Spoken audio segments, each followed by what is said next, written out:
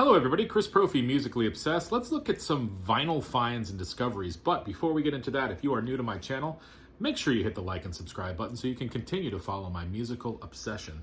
So here's some stuff that I picked up over the last couple weeks. Let's start with The Mighty Priest and Stained Class, 1978, one of my favorite Priest albums. This includes the classic Beyond the Realms of Death, the title track Stained Class, Exciter, just a killer record. Love 70s era Priest. Picked up this, New Descendants. Well, I'm going to put new in quotes. This is the lineup that did the album Milo Goes to College, but they re-recorded some early unreleased songs. So on here, you've got Tony Lombardo on bass, Frank Navetta on guitar, Bill Stevenson drums, and Milo on vocals. And they ripped through 18 songs. This is a 45 RPM. And again, these are all old Descendant songs that were never released, re-recorded. Very cool record. It's called Ninth and Walnut on the Epitaph label. I got some Record Store Day stuff here that I never showed. So let me show you that. First of all, I picked up Miles Davis Champions. I've seen a lot of people showing this. This is some unreleased stuff from the Jack Johnson sessions. Really groovy, really funky stuff. Really dig this record. Love the cover of it too. I picked up a couple Monkees albums. Monkees Missing Links. This is some unreleased Monkee stuff. And I love the Michael Nesmith tunes on here. Carlisle Wheeling.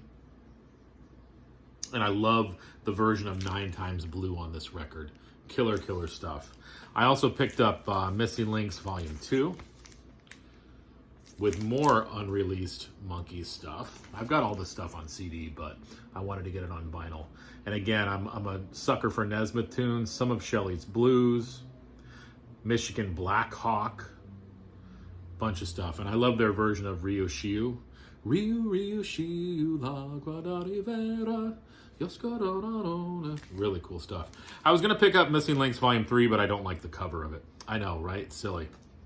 Now, here's a band I've seen JC show, Morning Noise, and I wouldn't have known about them if it wasn't for JC. This has Steve Zing on drums, and Steve Zing was a member of Sam Hain. And I guess Steve used to hang out outside the Misfits rehearsal studio, and he was just totally enthralled with their sound.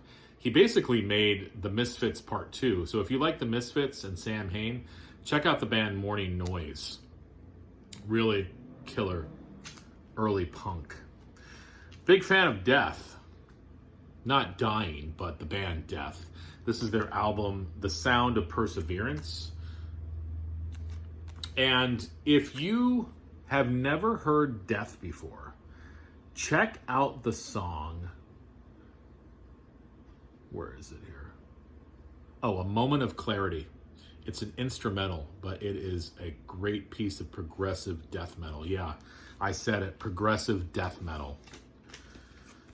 Picked up the second album by Johnny Cash on American Recordings. This, of course, is with Tom Petty and the Heartbreakers. Killer album. Rowboat, Sea of Heartbreak, Rusty Cage, Southern Accents, Mean-Eyed Cat, Unchained, I've Been Everywhere. Just a great album. Listen to the song Unchained if you want to be moved.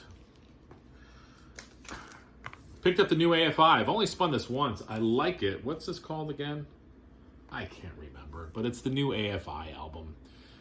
AFI has really sort of grown from kind of just a straight-ahead punk band into mixing goth and electronic elements to their music.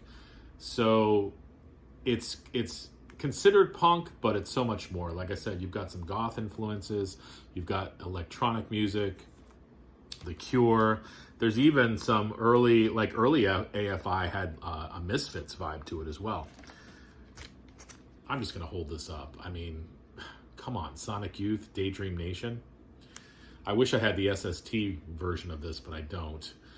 Just a classic double record by a band that I don't see a lot in the VC. Sonic Youth, Daydream Nation. Come on, people, show your Sonic Youth albums. This is killer. 2 records, just noise rock. Love it. I picked up the newest Styx album, and then I went back and picked up The Mission. This is a little bit more harder edge than the new album. I like it just as much. Styx firing on all cylinders on these latest 2 records. And lastly, a blast from the past, The Motels, All for One, right? Yes, All for One. Now I now have 3 Motels records, and the Motels were a band that I never really got into back in the day, but I dig their stuff now. And you know, I don't know how many more records they have, but if I see more Motels, I'm going to pick it up. So that's what I've been spinning. That's what I have added to the collection over the last couple weeks. Let me know what you guys think. I'd love to know what you added to your collection. All right, adios. Have a good night.